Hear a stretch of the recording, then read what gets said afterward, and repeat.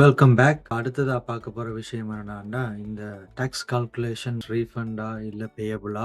என்னென்ன காரணங்கள், என்னென்ன மாற்றங்கள செய்யுது என்று பார்ப்போம். முதலாவது பார்த்தீங்கன்னா, அக்சஸபிள் இன்கம், பிசினஸ் சாலரி. நீங்க பிசினஸ் வச்சுக்கிருந்தீங்கன்னா, உங்களோட பிசினஸோட profit, interest income, dividend income, rental property வச்சிருந்தா ரெண்டல் இன்கம், கேபிட்டல் கெயின் இருந்தா நீங்க ஒரு சொத்த வாங்கி வித்திருந்தா அதுல வர்ற வருமானம், போனஸ் அண்ட் கமிஷன் இந்த மாதிரி விஷயங்கள உள்ளடக்குனது தான் அக்சஸபிள் இன்கம்.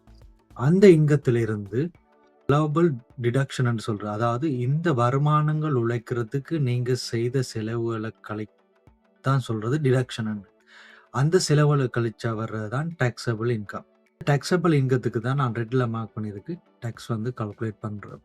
டாக்ஸ் அமௌண்ட் கூடிக்கிறதுக்கு ஒன் ஆஃப் த ரீசன் வந்து இந்த டிடக்ஷன் சம்பந்தமான எல்லா டீட்டெயில்ஸும் வச்சிருந்தீங்கன்னா, அத எல்லாத்தையும் நீங்க டாக்ஸ் ரிட்டர்ன்ல எந்தெந்த பகுதி நான் வந்து கிளைம் பண்றேன், நீங்க எங்கெங்க கிளைம் பண்ணலாம்னு கிளைம் பண்ணீங்கன்னா, நீங்க டாக்ஸ் கட்டுற அளவு குறையும்.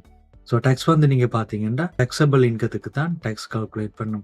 அதுக்கு பிறகு பார்த்தீங்கன்னா, டாக்ஸ் ஆஃப்செட். உதாரணமா பார்த்தீங்கன்னா, லோ அண்ட் இன்கம் ஆஃப்செட். அதாவது உங்களோட வருமானம் வந்து 37,500லேருந்து 66,667க்கும் இடையில டாக்ஸ் ஆஃப்செட் இருக்குது. அதே மாரி private health insurance offset, senior and pension offset, small business offset என்ன செய்யும்னா, டாக்ஸ் பே பண்ற அளவு வந்து குறைக்கும். இப்ப நாங்க டாக்ஸ் பே பண்ற விஷயங்கள ஆட் பண்ண போறோம். முதலாவது பார்த்தீங்கன்னா, மெடிக்கேர் லிவி. மெடிக்கேர் லிவி பார்த்தீங்கன்னா, ஆஸ்திரேலியால நீங்க வேலை செய்து 80% ஆட்கள் இல்ல 90% ஆட்கள் மெடிக்கேர் பே பண்ணுவோம். அதுலயும் சில பேர் வந்து 1% பே பண்ணுவாங்க. சில பேருக்கு வந்து பே பண்ண தேவையில்ல. அது அடுத்தடுத்த ஸ்லைட்ல யார் யார் என்னென்ன வீதம் பே பண்ணணும், எப்படி கால்குலேட் பண்றதுன்றத பார்ப்போம். அடுத்தது பார்த்தீங்கன்னா, மெடிக்கேர் லிவி சர்சார்ஜ் அண்ட் இன்னொன்று இருக்கு. அதாவது உங்களுடைய தனி நபர் வருமானம் $1,01,000 ஆகவும், ஃபேமிலி இன்கம் வந்து 2,02,000க்கு மேல வரும்பொழுது, உங்கள்ட்ட பிரைவேட் ஹெல்த் இன்சூரன்ஸ் இல்லாட்டி எக்ஸ்ட்ரா டாக்ஸ் வந்து மெடிக்கேர் லிவி சர்சார்ஜாக பே பண்ண வேண்டி வரும். அதே மாரி உங்களுக்கு ஏற்கனவே ஸ்டூடண்ட் லோன் இருந்தா, உங்களுடைய இன்கம் வந்து 67,000க்கு மேல போகும்பொழுது லோன் அமௌண்ட் பே பண்ணணும். இதெல்லாம் வந்து பேயபிளா ஆட் பண்ணப்படும். Tax withhold.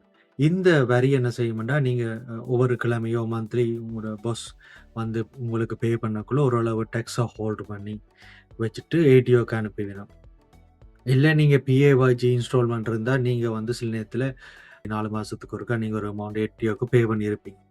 ஆஃப்டர் மெடிக்கேர் வந்து வித்ஹோல்ட கழிச்ச உடனே, நீங்க கூட டாக்ஸ் பே பண்ணியிருந்தா அது ரீஃபண்ட் ஆகவும், நீங்க கட்ட வேண்டிய அளவு குறைவாக இருந்து கட்டியிருந்தா பேயபிளாவும் வரும். So this is how the system basically work. நான் வேணுமெண்டா கடைசி எபிசோட்ல ஒரு ஆக்சுவல் டாக்ஸ் ரிட்டர்ன் எப்படி ஒர்க் பண்றதுன்றது ஜீரோ சாஃப்ட்வேரை நாங்க யூஸ் பண்றோம் நாங்கள். அத ஒரு உதாரணமா காட்டுறேன். ஸோ நாங்க எப்படி அத செக் பண்றோம்னு பார்த்துக்கொள்வோம். வருமான வரி விகிதத்தை பொறுத்தவரையில் 2025க்கும் 2026ஆம் ஆண்டு ஃபைனான்சியல் இயருக்கும் எந்த விதமான மாற்றமும் இல்ல. உங்களோட வருமானம் வந்து 18,200க்கு உள்ள வருமாயின் எந்தவித வருமான வரியும் செலுத்த தேவையில்லை. 18,201லிருந்து 45,000க்குள்ள 16%, 45,001லிருந்து 1,35,000க்கு 30%, 1,36,001லிருந்து 1,90,000 வரை 37%, 1,90,000 $100க்கு மேல உங்களுடைய இன்கம் போகுமாயின் 45% டாக்ஸ் பே பண்ண வேண்டி வரும். இதை தவிர மெடிக்கேர் லிவியாக 2%, மெடிக்கேர் லிவி சர்ச்சாக உங்கள்கிட்ட பிரைவேட் ஹெல்த் இன்சூரன்ஸ் இல்லாட்டி 1லிருந்து 1.5 வருமான வரை செலுத்தப்பட வேண்டும். மொத்தமா பார்த்தீங்கன்னா 48.5% தான் ஹையஸ்ட் டாக்ஸ் பேயிங் அமௌண்ட். குறிப்பாக நீங்க $100 வருமானமாக பெற்றா நீங்க வந்து 48.50% வருமான வரியாக செலுத்தப்பட வேணும். மெடிக்கேர் லிவி த்ரெஷ்ஹோல்டுன்னு பார்த்தீங்கன்னா, உங்களுடைய இன்கம் வந்து இந்த லோவர் த்ரெஷ்ஹோல்டுக்கு கீழே வந்துச்சுன்னா, நீங்க வந்து மெடிக்கேர் வந்து பே பண்ண தேவையில்லை. ஆனால் உங்களுடைய இன்கம் வந்து லோவர் த்ரெஷ்ஹோல்டுக்கும் அப்பர் த்ரெஷ்ஹோல்டுக்கும் இடையில வருமாயின் ஒவ்வொரு டாலருக்கும் 10 சென்ட்ஸ் வந்து நீங்க பே பண்ண வேண்டி வரும். இதை தவிர உங்களுக்கு டிபெண்டன்ட் இருக்குமாயின் லோவர் த்ரெஷ்ஹோல்டுக்கு ஒவ்வொரு டிபெண்டன்ட்டுக்கும் $4,338, அப்பர் த்ரெஷ்ஹோல்டு $5,423 ஆட்டோமேட்டிக்காக ஆட் பண்ணப்படும். குறிப்பாக யார் யாருக்கு இந்த மெடிக்கேர் பே பண்ண தேவையில்லைன்னு பார்த்தீங்கன்னா, பிளைண்ட் பென்ஷனர்ஸுக்கு இருக்கு. முன்னாள் டிஃபென்ஸ் ஃபோர்ஸ் மெம்பர்ஸ் குறிப்பாக இந்த கோல்டன் கார்ட் வச்சிருக்கிறவர்களுக்கு, ஆஸ்திரேலியன் டிஃபென்ஸ் ஃபோர்ஸ்ல இருக்கிறவர்களுக்கு ஒரு எக்ஸெப்ஷன் இருக்கு. ஆனா ஃபேமிலி மெம்பர்ஸுக்கு மாத்திரம் ஒரு வீதம் தான் அவங்க வந்து மெடிக்கேர் லீவி வந்து பே பண்ணணும். இத விட குறிப்பா நீங்க பார்த்தீங்கன்னா, foreign residents, temporary visa holders, international students, diplomats and councillor staff வந்து மெடிக்கேர் வந்து பே பண்ண தேவையில்ல. ஏன்டா அவங்களுக்கு மெடிக்கேர் இல்ல. அவங்கள என்ன செய்யணும்டா, இந்த டாக்ஸ் ரிட்டர்ன்ஸ் செய்ய முதல் எம்இஎஸ் என்று சொல்றது மெடிக்கேர் என்டைட்டில்மென்ட் ஸ்டேட்மெண்ட். இத வந்து ஆன்லைன்ல அப்ளை பண்ணலாம். ஆன்லைன்ல அப்ளை பண்ணா ஒரு 3 to 4 வீக்ஸ் டைம்ல வந்து ரெடி ஆயிரும். நீங்க டாக்ஸ் ரிட்டர்ன் லான்ச் பண்ண முதல் அந்த டாக்குமெண்ட்ஸ் வந்து உங்களோட கையில இருக்கணும். ஏன்டா தச்சந்தவரை நீங்க டெம்பரரி ரெசிடென்ஸா இருந்து பெர்மனன்ட் ரெசிடென்ஸா மாறும் பொழுது, அந்த பெர்மனன்ட் ரெசிடென்ஸாக மாறின டேட்ல இருந்து நீங்க மெடிக்கேர் பே பண்ண வேண்டி வரும். அந்த ரிட்டர்ன் லான்ச் பண்ண போகும் முதல் இந்த டாக்குமெண்ட்ஸ் உங்களோட கையில இருக்கணும். கையில இல்லாம வந்து நீங்க டாக்ஸ் ரிட்டர்ன் லான்ச் பண்ண இயலாது.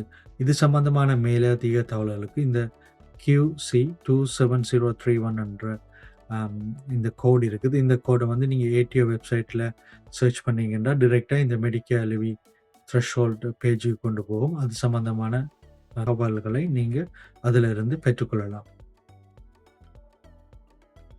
மெடிக்கேர் லீவி சர்சார்ஜ பொறுத்தவரையில சிங்கிள் த்ரெஷ்ஹோல்ட் உங்களுடைய இன்கம் வந்து $1,01,001 மேல போகுமாயின், நீங்க வந்து ஒரு வீதம் வந்து பே பண்ண வேணும். நீங்க Tier 1 பார்த்தீங்கன்னா உங்களுக்கு தெரியும். அதே மாரி ஃபேமிலி இன்கம் த்ரெஷ்ஹோல்ட் வந்து $2,02,001 மேல. ஸோ ஒவ்வொரு டியரும் இருக்குது. உங்களுடைய இன்கத்த பொறுத்து இந்த வீதங்கள் வந்து மாறும். அதே மாரி உங்களுக்கு டிபெண்டன்ட் இருந்துச்சுன்னா, ஒவ்வொரு டிபெண்டன்ட்க்கும் $1,500 வந்து நீங்க இன்க்ளூட் பண்ணணும். இது சம்பந்தமான தேவைகளுக்கு QC 49961ல சர்ச் பண்ணீங்கன்னா, அது சம்பந்தமான தகவல்களை நீங்க பெற்றுக்கொள்ளலாம். பிரைவேட் ஹெல்த் இன்சூரன்ஸ் எடுக்கிறது வந்து உங்களுடைய தனிப்பட்ட முடிவு.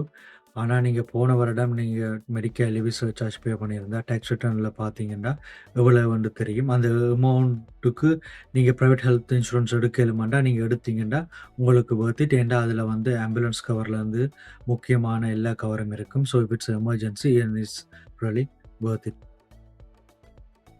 3 கோல்டன் ரூல்ஸ். இது மிக மிக முக்கியமான ஒரு விஷயம். நீங்க ஒரு டாக்ஸ் ரிட்டர்ன்ல டிடக்ஷன் கிளைம் பண்ணும்பொழுது, இந்த 3 ரூல்ஸையும் பாஸ் பண்ணியிருந்தா மட்டும்தான் நீங்க டாக்ஸ் ரிட்டர்ன்ல கிளைம் பண்ணலாம். முதலாவது பார்த்தீங்கன்னா, நீங்க அந்த அமௌண்ட்ட வந்து ஸ்பெண்ட் பண்ணியிருக்கணும். அது வந்து உங்களுக்கு திருப்பி பே பண்ணியிருக்கக்கூடாது. 2வது பார்த்தீங்கன்னா, அந்த செலவு வந்து குறிப்பாக உங்களோட வேலையுடன் தொடர்புல இருக்கணும். அதில வந்து பிரைவேட்டான பெர்சன்டேஜ் இருக்குமாயின், அந்த பெர்சன்டேஜ நீங்க கால்குலேட் பண்ணிட்டு, பிசினஸ் பெர்சன்டேஜ மட்டும் தான் இன்க்ளூட் பண்ணணும். 3வது பார்த்தீங்கன்னா, உங்களுக்கு அந்த செலவு நீங்க செய்ததுக்கு ப்ரூஃப் பண்றதுக்கு log book, receipts, diary evidence போன்ற முக்கியமான வேலிட் டாக்குமெண்ட்ஸ் வந்து கட்டாயம் இருந்தா மட்டும் தான் நீங்க டாக்ஸ் ரிட்டர்ன்ல இன்க்ளூட் பண்ணலாம். இல்லாட்டி நீங்க தயவு செய்து இன்க்ளூட் பண்ண வேணாம். ஏனென்றா ATOவால ஆடிட் பண்ணும் பொழுது, நீங்க இந்த எவிடன்ஸ் அவ்வளத்தையும் வழங்கணும். குறிப்பாக நீங்க இந்த டாக்குமெண்ட்ஸ் எல்லாத்தையும் 5 வருடங்களுக்கு வச்சிருக்கணும். ஸோ, உங்கள்ட்ட இந்த சம்மந்தமான எந்த டாக்குமெண்ட்ஸும் இல்லாட்டி, தயவு செய்து கிளைம் பண்ண வேணாம்.